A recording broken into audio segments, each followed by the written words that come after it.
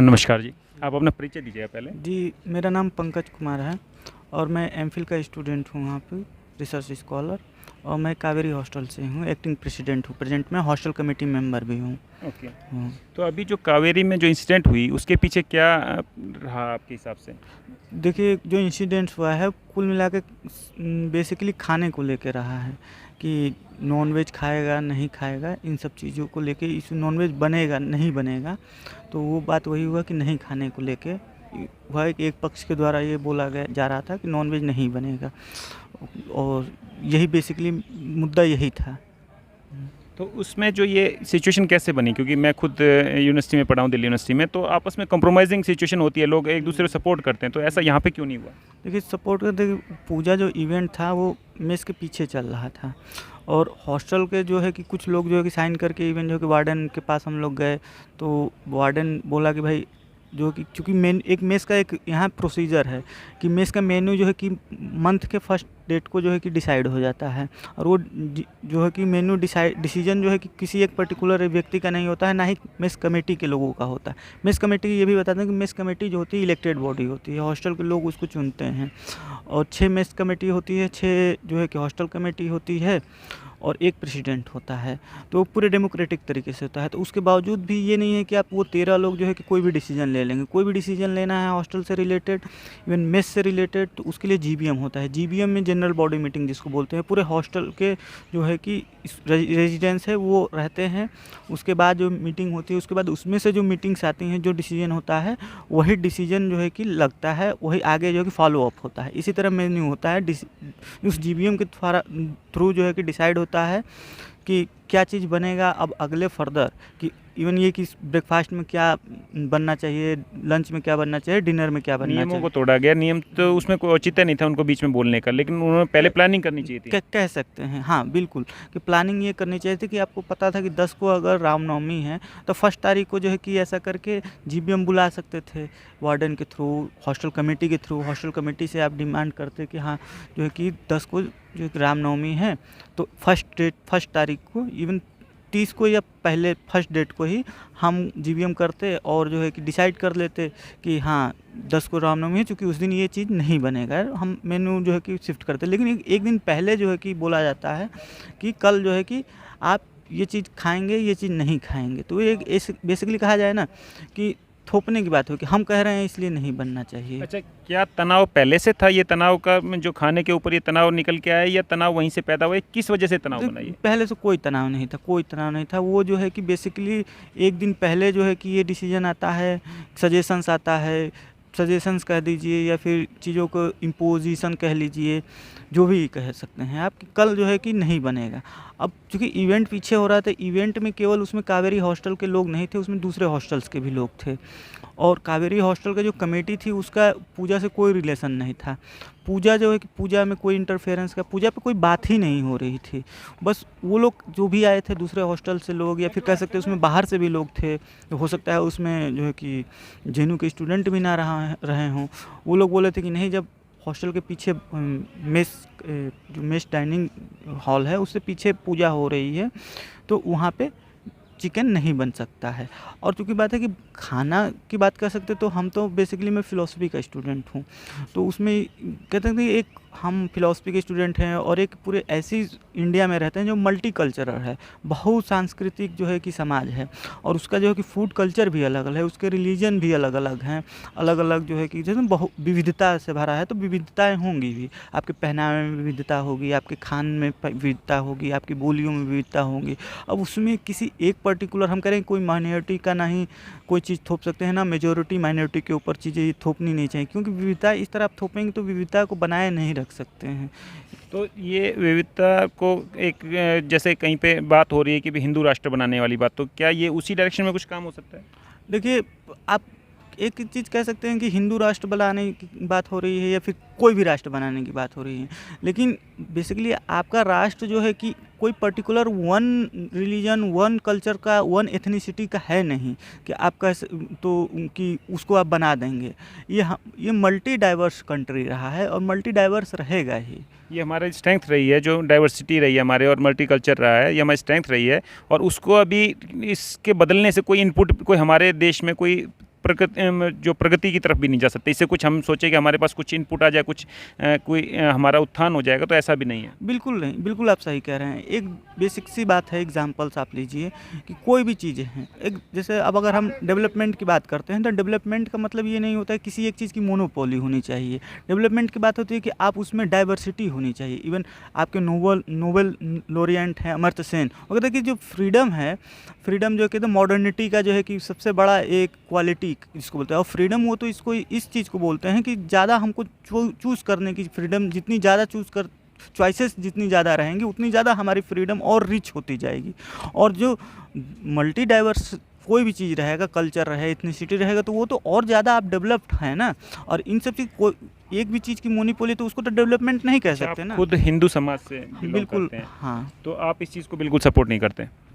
बिल्कुल नहीं। इस चीज़ को कि किसी एक चीज़ को थोप देना, इसको मैं बिल्कुल नहीं सपोर्ट क्या करता ये हूँ। बार बार होता रहा है या पहली बार ही हुआ ये?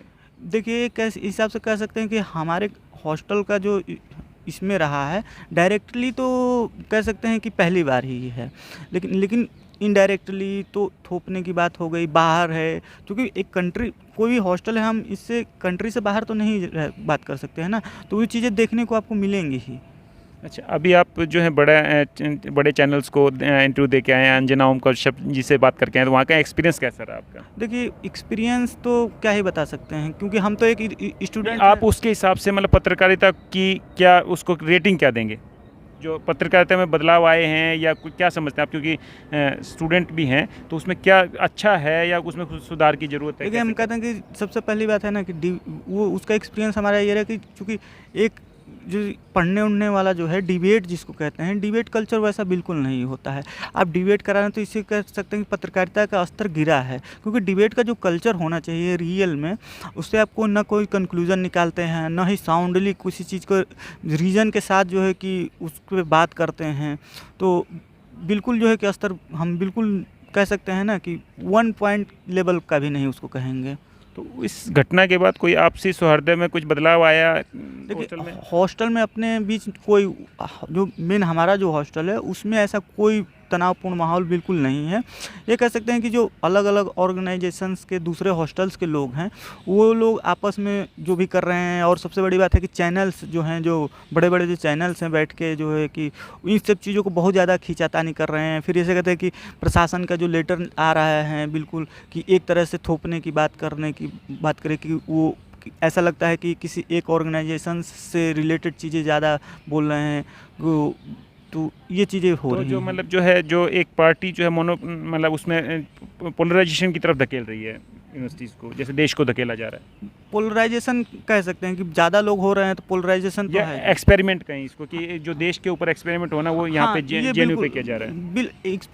एक्सपीरियंस चूँकि जेएनयू पे इसलिए होता रहा है क्योंकि यहाँ लोग जो है कि खुल के विरोध करते हैं, मुखर रूप से बोलते हैं, चीज़ों को जो है कि लॉजिकली जो है कि उसको डील करने की कोशिश करते हैं, तो हर एक्सपीरियंस होता ही रहता है। ये हर सोसाइटी में रहा है। अच्छा, आप क्या संदेश देना चाहेंगे देश को? देश को हम संदेश यही देना चाहेंगे जो अंबेडकर जी बोलते हैं कि जो एक फूलों की जो बगिया होती है ना, एक फूल से नहीं बन सकती, और एक गुलदस्ता जो होता है एक फूल से बनता भी नहीं है, कि एक कलर के एक प्रकार का जो गुलदस्ता है नहीं हो सकता है, और जो फूल की बगिया है उसमें विविध प्रकार के फूल होते हैं। तो इस देश को भी उस विविध प्रकार के मतलब डाइवर्स कल्चर है, डाइवर्स इथनिसिटी है, डाइवर्स टाइप के रिलीजन्स हैं, उससे ही ये देश बना रह सकता है। ये जो अंबेडकर के शब्दों में अगर कहा जाए तो यही मैं संदेश देना चाहूँगा।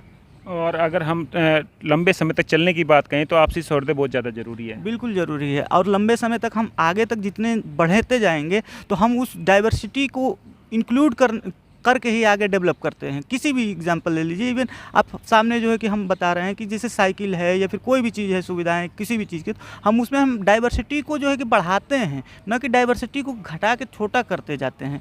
अगर हम इन्वायरमेंट की बात करें तो इन्वायरमेंट में हम कह रहे हैं कि आज दूसरा जो है कि प्लेनेट के हम खोज कर रहे हैं, तो क्या कर रहे हैं, हम डाइवर्सिटी को ढूंढ रहे हैं, डाइवर्सिटी बढ़ाने की बात कर रहे हैं, और फिर आप यहाँ पे डाइवर्सिटी को बिल्कुल नैरो डाउन करके लेके चलाएंगे तो बिल्कुल ये किसी भी लहजे में, ना इकोनॉमिक्स की ना सोसाइटी भी, किसी भी रूप में आप डेवलपमेंट बिल्कुल नहीं कर रहे हैं। जो एंडेंजर्ड स्पीशीज़ होती हैं, अगर आप सोसाइटी में देखेंगे तो यह जीवन में जो प्रजातियाँ लुप्त होती जा रही हैं उनको बचाने की कोशिश की जाती है, ताकि जो तालमेल जो है, जो हमारे एनवायरनमेंट का तालमेल है वो बना रहे, वो बिगड़े नहीं।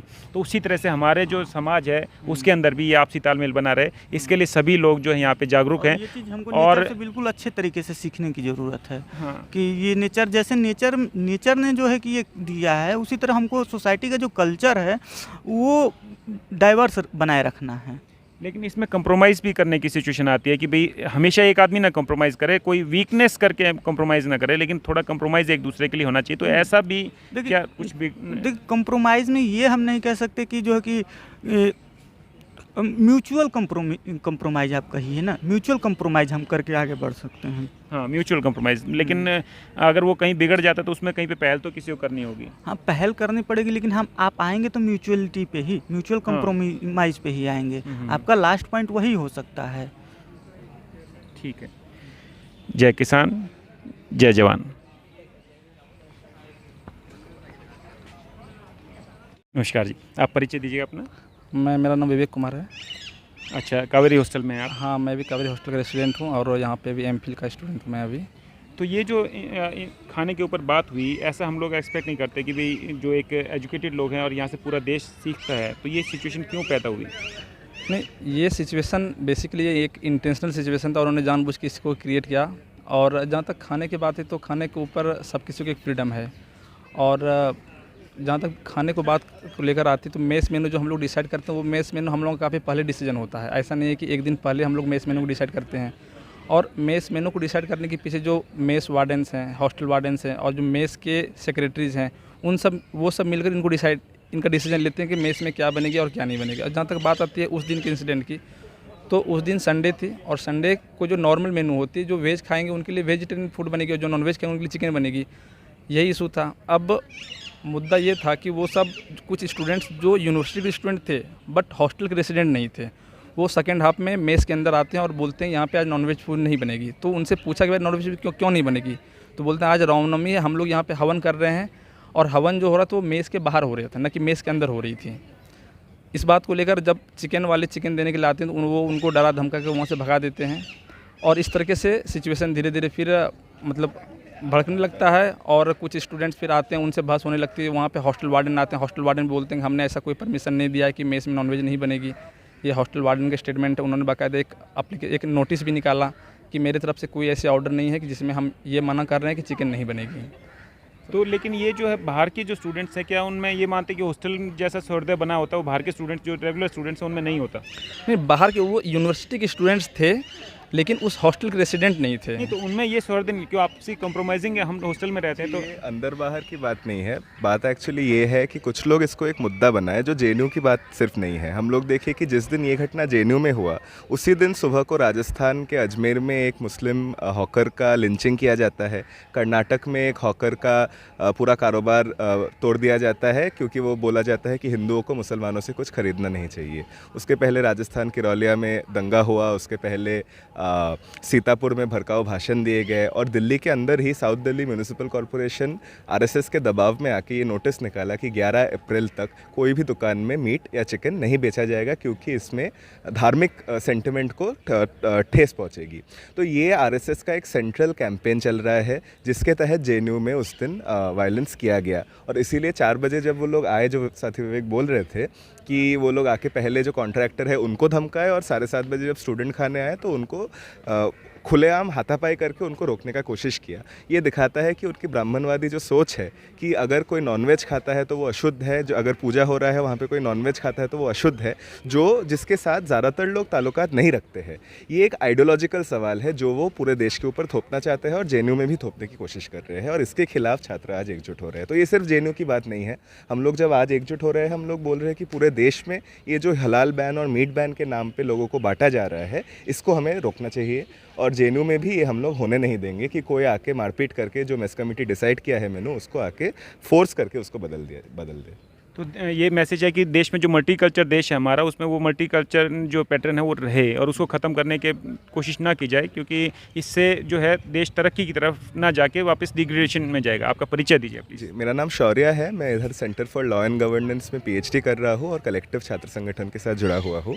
हम लोग पहले भी जब किसान आंदोलन में जेएनयू से काफ़ी सारे साथी जाते आते रहे हैं और वहाँ पर भी हम लोगों ने सेम चीज़ देखा कि जहाँ पर भी लोग कोई वाजिब सवाल उठाते हैं कि चाहे वो जो कृषि कानून है उनके खिलाफ हो, चाहे वो जो नई शिक्षा नीति आई है जो कॉर्पोरेट हितैषी एक कानून है इसके खिलाफ हो, उसको तोड़ने के लिए हर जगह पे ऐसे वो बेबुनियाद बातें फैलाते लगते हैं। तो लखीमपुर खीरी के बाद उसको हिंदू सिख मुद्दा बनाने का कोशिश किया गया, खालिस्तानी बोला गया और अलग अलग तरीके का चीज़ बोला गया।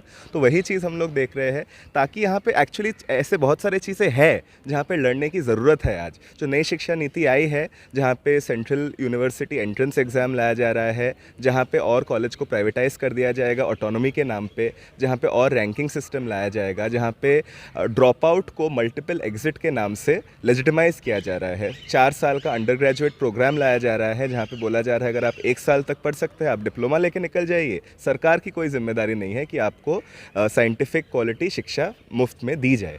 तो ये जो नीतियाँ आ रही है इसके खिलाफ लड़ने की सच में ज़रूरत है, लेकिन इसको तोड़ने के लिए ऐसे रामनवमी के नाम पे या नॉनवेज के नाम पे यहाँ पे फूड डाला जा रहा है। तो क्या ये बात आपसी सहमति बनती है स्टूडेंट्स के बीच में यहाँ पे कि सभी स्टूडेंट्स एकजुट हैं या इसमें भी फैक्शन है? जी, यहाँ पे ज़्यादातर स्टूडेंट इस पे एकजुट है और इस पे ये जो चीज़ है कि लोग फोर्स करके हमारा मेनू बदल देंगे, एक दिन आके मारपीट करके वो बोलेंगे कि एक दिन की ही बात है, आप नॉनवेज मत खाइए। ये एक दिन की बात नहीं है, ये हमारे मानसिकता में वो डालना चाहते हैं। आप डर के रहिए क्योंकि हम आज सत्ता में हैं और कुछ भी कर सकते हैं। तो आज 5:30 बजे JNU में एक ह्यूमन चेन का कॉल है। आप देखेंगे कि JNU की जो अधिकतर आबादी है, हज़ार यहाँ के जो स्टूडेंट पढ़ने आते हैं, वो इस मानसिकता के खिलाफ है और इसके खिलाफ अपना आवाज़ एक साथ उठाएंगे। तो आज 5 बजे सभी लोग यूनाइटेडली इसके खिलाफ आवाज़ उठा रहे हैं। तो और कोई मैसेज देना चाहेंगे देश के लिए आप? जी, हम लोग बस यही बोलना चाहेंगे कि सिर्फ JNU की बात नहीं है, हर जगह पे इसके खिलाफ आवाज़ उठानी चाहिए। जो मुस्लिम विरोधी एक मानसिकता वो लोग थोपना चाहते हैं, उसके खिलाफ सबको एकजुट होकर आवाज़ उठाने की ज़रूरत है, क्योंकि बहुत सारे ऐसे चीज़ है, ऐसे कानून लाए जा रहे हैं जिसके खिलाफ वो 4 लेबर कोड हो सकते हैं, 3 कृषि कानून हो सकते हैं, नई शिक्षा नीति हो सकती है और भी तरह तरीके के ऐसे काले कानून होंगे जिनके खिलाफ हम लोग को मिलकर लड़ना पड़ेगा। और इसमें हिंदू, मुस्लिम, सिख, ईसाई सभी कम्युनिटी को एक साथ आके आवाज़ उठाना पड़ेगा। तो ये आपने जो एक कहा कि मुस्लिम कम्युनिटी के खिलाफ, मैं ये नहीं कहूँगा, ये पोलराइजेशन की एक टेक्निक है जिसमें माइनॉरिटी के खिलाफ मेजॉरिटी को बाइंड करने की कोशिश की गई है। बिल्कुल, ये जो एंटी माइनॉरिटी सेंटिमेंट है इसको बेनकाब करना होगा। और सही में जो देश की माइनॉरिटी है, जो 4 अंबानी अडानी परिवार है, जो आज के दिन में डेटा दिखा रहा है कि ऐसे केवल 250 परिवार है जो देश के निचले आधी आबादी से ज़्यादा उनके पास कुल संपत्ति है आज में। ये जो अल्पसंख्यक समुदाय है जो देश के ऊपर राज कर रहा है, इसके खिलाफ हमें आवाज़ उठाना पड़ेगा। और सही मायने में जो देश की बहुसंख्यक मेहनतकश आबादी है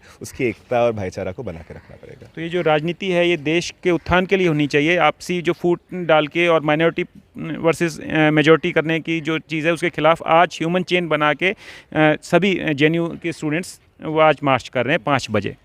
ठीक है, धन्यवाद जी।